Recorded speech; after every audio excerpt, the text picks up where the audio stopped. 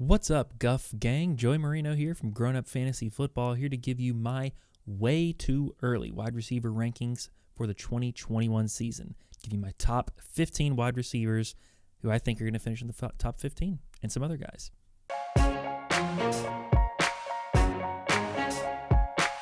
But before we get into the list, if you're new here or if you haven't already, hit that subscribe button down below and hit the like button if you enjoy this kind of video.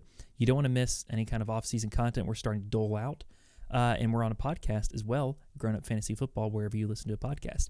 And be sure to follow us on Twitter at GrownUpFF, where you get our takes on any breaking NFL or fantasy news.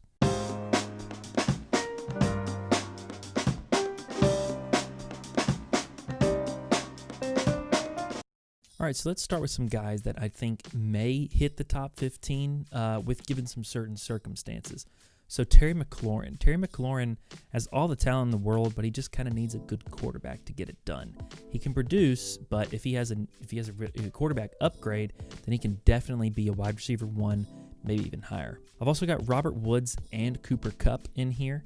They need more consistent quarterback play. They're both heavy producers and can produce in the Sean McVay offense, but there's also the issue of they're both being there at the same time where they kind of cap each other a little bit. I also have DJ Moore. He needs volume to kind of get going, and I'm not sure he's going to get it in a CMC-led offense in Carolina. I also have CeeDee Lamb. He has tons of potential, and he's right outside the top 15.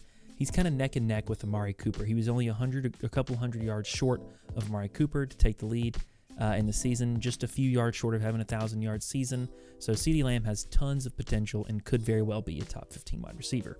I also have T. Higgins. He has tons of potential, and was starting to build chemistry with Joe Burrow as the season went on. Unfortunately, he lost Joe Burrow to an ACL injury and had to cut it short. So T. Higgins has a lot of potential when Joe Burrow comes back. I also have Odell Beckham Jr. Yeah, OBJ, I think his best shot at finishing as a wide receiver 1 this season is in Cleveland, where he has his best shot with a good team who knows how to use play action with Kevin Stefanski, with a terrific running back core, and an improving Baker Mayfield. I also have Tyler Lockett over here.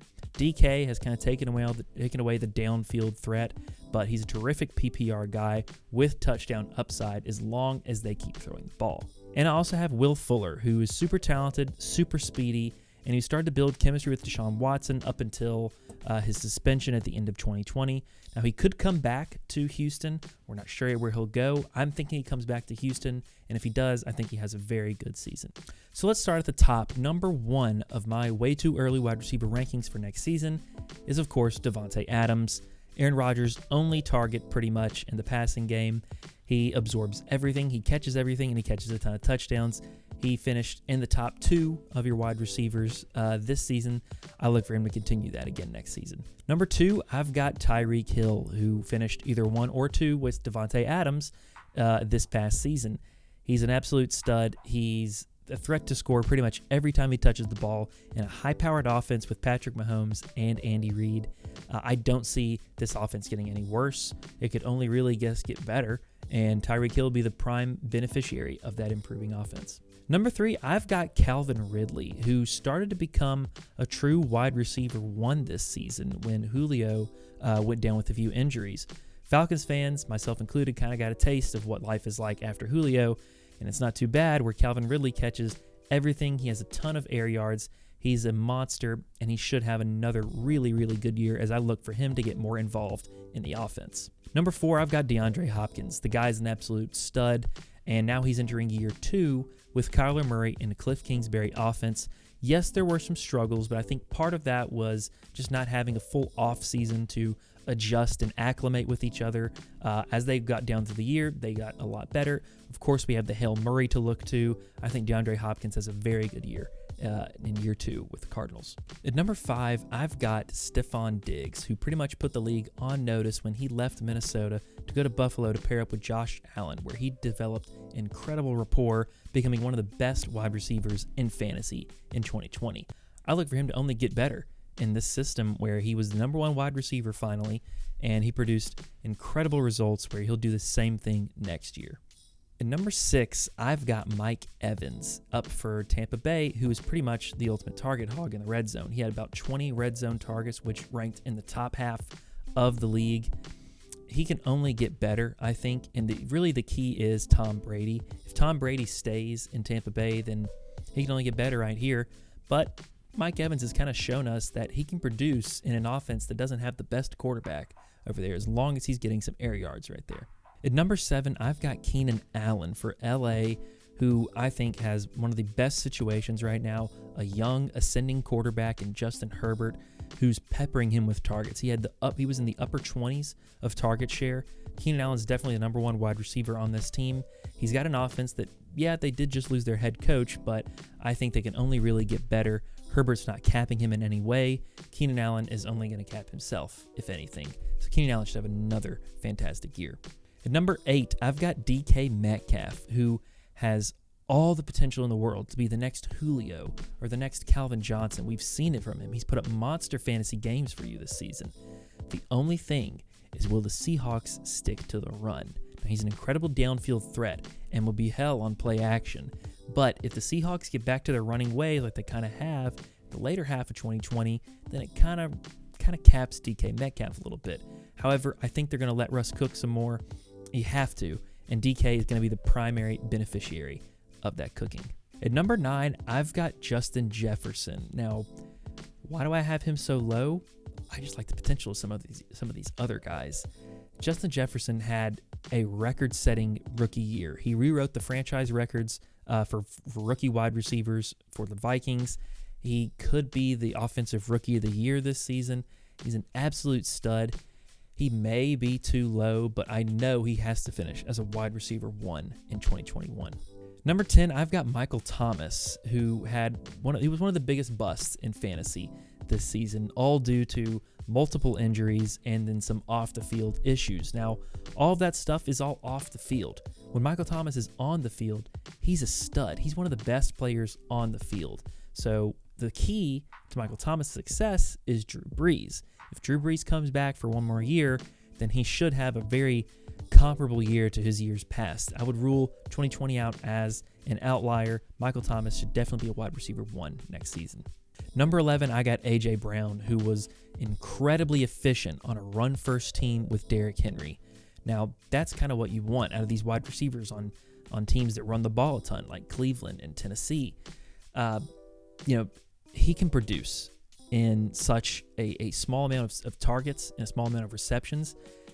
A.J. Brown should be a borderline wide receiver 1, if not a super high end with wide receiver 1, potential wide receiver 2.